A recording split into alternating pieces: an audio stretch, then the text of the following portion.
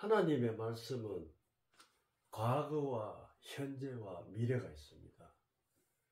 그래서 즉 말하자면 역사와 교훈과 예언이 있다는 말씀입니다. 그래서 성경은 나의 삶의 생명이고 그 말씀 속에서 우리가 살아가면은 행함까지 이르는다는 말씀을 하게 됩니다. 그래서 신명기에 보면은 신명기 11장 18절에 보면은 미간에 붙여 표를 삼고 그것을 자녀에게 가르치며 앉아 있을 때든지 걸어갈 때든지 누워 있을 때든지 말씀을 강론하라고 했습니다. 그 말씀을 알아야 또 행할 줄 아는 것입니다. 그래서 말씀 외에는 자기 생각이고 우상이고 힘드는 것입니다. 그래서 말씀을 명확히 알아야 모든 것을 알 수가 있고, 성경에 있는 나를 또 미래를 보려면은 지나온 과거도 또 봐야 됩니다. 그러니까 그것이 바로 현재가 되고 현재에서 또 미래를 바라볼 수 있는 길이 성경 안에 생명이 있다는 것을 우리가 알아야 됩니다. 하박국 2장 2절에 보면은 이 묵시를 기록하여 만판에 명백히 새기며 달려가면서 읽을 수 있게 하라 했습니다. 그래서 왜 하라는 얘기입니다. 이 생명의 말씀을 외우듯이 달려가면서도 읽을 수 있게 하라 하는 하나님의 그 하박국을 통하여 하나님의 말씀을 이렇게 기록을 해놨습니다. 이 묵시는 정한 때가 있나니, 묵시는 예언의 말씀인데 이룰 때가 있다는 이야기입니다. 그래서 이룰 때가 있는 이 묵시를 우리가 대비하여 내가 무엇이 하나님한테 이 묵시에 관하여 내가 필요한지 또 알아야 됩니다. 그래서 그것을 또 따르는 것이 생명입니다.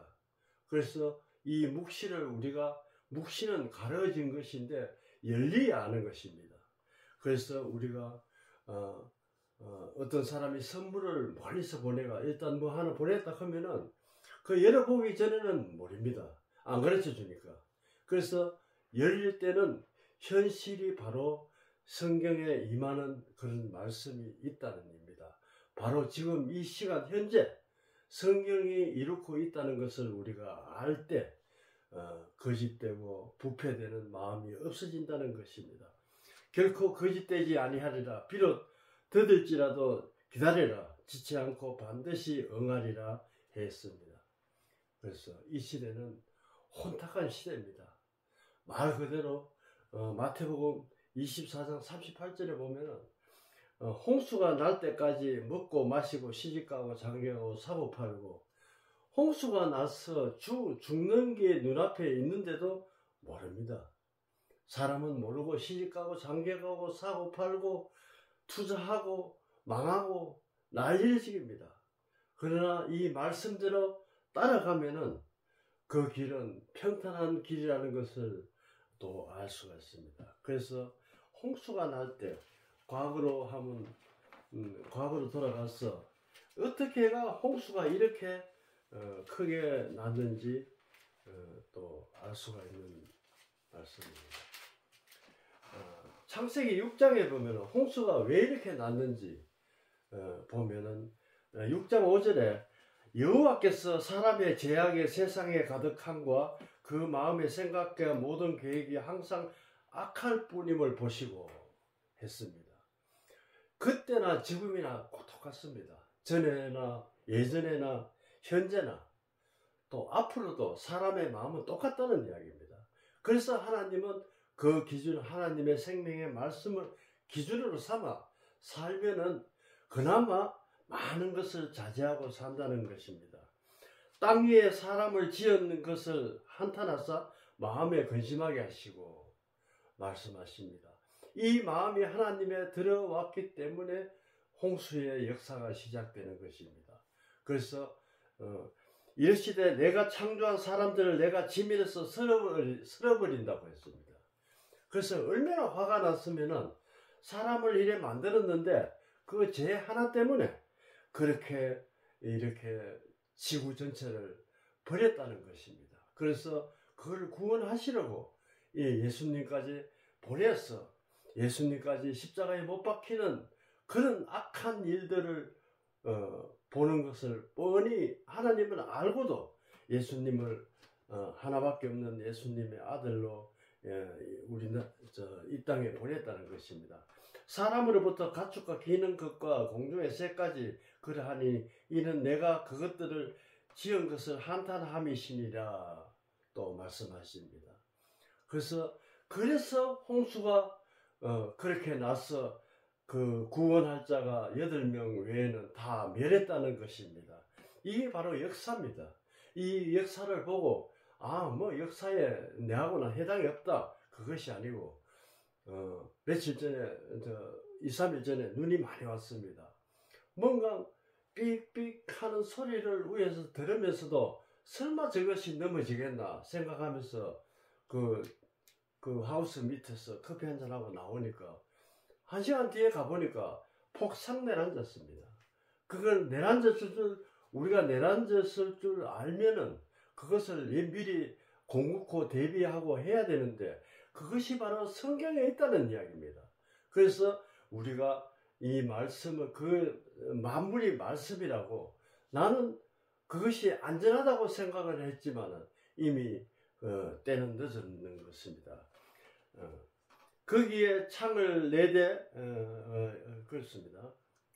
하나님 12절에 하나님의 보신적 땅에 부패하여 이는 땅에서 모든 혈육 있는 자 행위가 부패하였더라.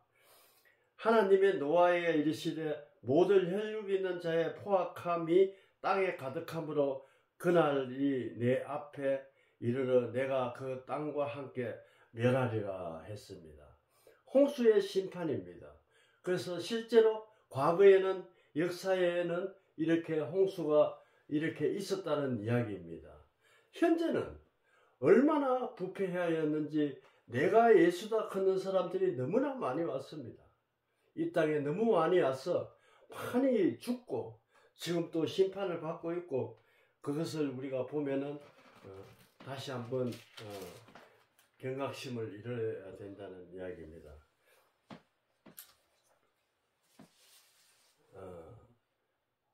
누가복음 21장의 8절에 보면은 이르시되 미혹을 받지 않도록 주의하라 했습니다. 그래서 한마디로 이단에 주의하라 그런 말들인데 다 내가 예수다 컸고 제가 태어나서 지금 60, 70년 되는 동안에 한 10명 정도 내가 예수다 컸는 사람들이 나타나서 죽고 심판을 받고 하는 것을 보았습니다. 그래서 얼마나 부패하고 미혹된지는 우리가 살아온 동안 많은 것을 보고 느끼면서 결과적으로 예수님밖에 없다는 것입니다. 참 인간은 부패에 거듭되고 죄에 가득함으로 포악하다는 이야기입니다. 그래 하나님은 그걸 보시고 또 이렇게 말씀하십니다. 누가복음 21장을 통하여 현재 일어나고 있는 일들이 너무나 묵시의 일을 그렇게 이르렀다는 것입니다. 많은 사람들이 내 이름으로 와서 이르되 내가 그러하려면 때가 가까웠다 하겠으나 그들을 따르지 말라고 분명히 예수님은 이렇게 말씀하시는 것입니다. 누가복음 21장에서는 예수님이 직접 말씀하시는 것이 분명합니다. 그래서 예수님의 진리신 예수님의 말씀을 우리가 계속 이것을 미간에 붙이고 일어설 때나 누울 때든지 걸어갈 때든지 항상 그것을 외우라는 이야기입니다. 소문을 들을 때 두려워 말라. 이 일이 먼저 있어야 끝이 곧 되지 아니하리라. 10절에 이르시되 민족이 각종 교단의 민족들이 서로 전쟁을 하고 지금 난리를 지깁니다. 그래서 그때가 바로 이때라는 이야기입니다. 지금 현재에 너무나 힘든 우리가 살아있으니까 뉴스를 보고 다 그래 하겠지만 실제로 접하는 데는 엄청나게 힘들고 죽음은 말할 것도 없고 또 살았으나 죽은 생활을 하고 있다는 것입니다. 나라가 나라를 대적하가 일이 일어나겠고 했습니다.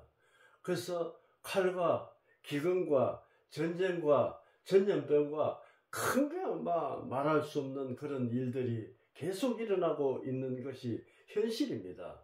그러나 아주 지금은 더 갈수록 악하고 또 지금 팬데믹이 시작된 지 지금 6년이 다 돼 가지만은 이거는 끝이 없이 계속 기근과 지진과 사원과 전염병과 여러 가지의 일들이 계속 일어나고 있다는 것입니다.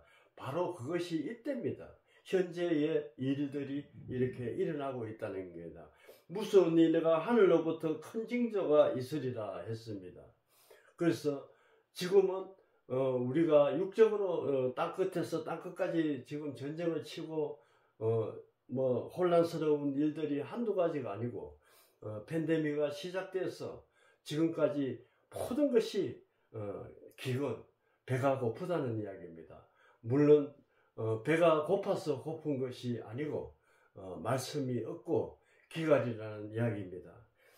그래서 우리가 이 현재를 우리가 얼마나 생각하면서 다시 한번 말씀을 보면서 한번 잣대로 견져보고 맞는지 안 맞는지도 우리가 활용해 보지만은 너무나 지금 혼탁한 시대가 왔다는 것입니다.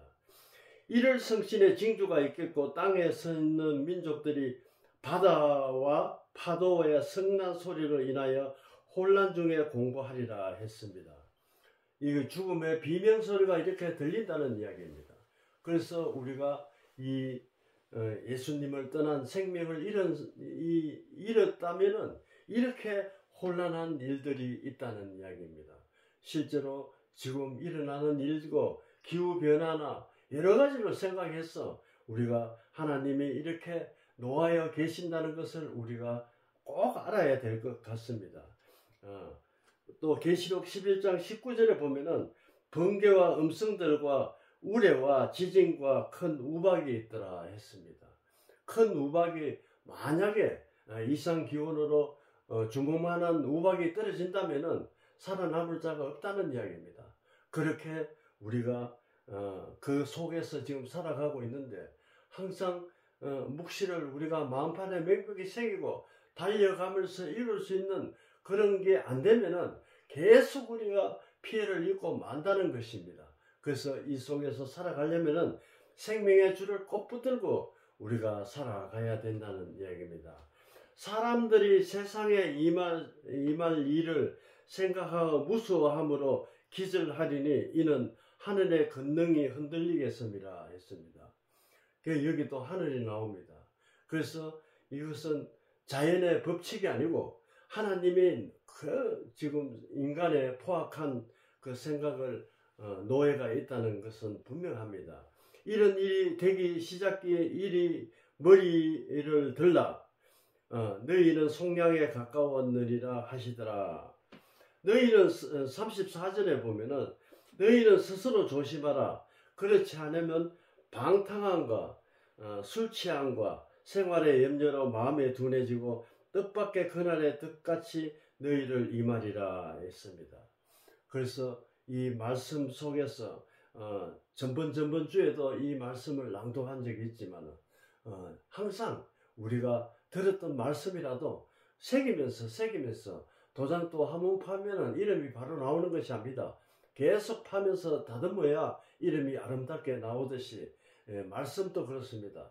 계속 그것을 내가 새길 때까지 계속 읽고 또 새기면서 달려가면서 읽을 수 있는 그런 이 역사가 있어야 된다는 것입니다. 35절에 이날에는 온 지구상에 거하는 모든 사람들이 이 말이라. 그러므로 너희는 장차 올 일에 모든 일을 피하고 인자 앞에 서도록 항상 기도하고 깨어 있어라. 결론입니다. 이게 이렇게 말씀을 우리가 항상 깨어 있는, 항상 예수님을 바라보고 있는 그 마음 자세가 되어야 된다는 이야기입니다. 마음만 있는 것이 아니고 행동도 그래야 되는데 저는 좀 모자라서 마음속으로만 그렇게 하지만은 앞으로 또 행동에 나올 수 있는 그것을 기대하고 살아간다는 것입니다. 그래서 오늘 하박국의 말씀처럼 하박국의 3장에 보면은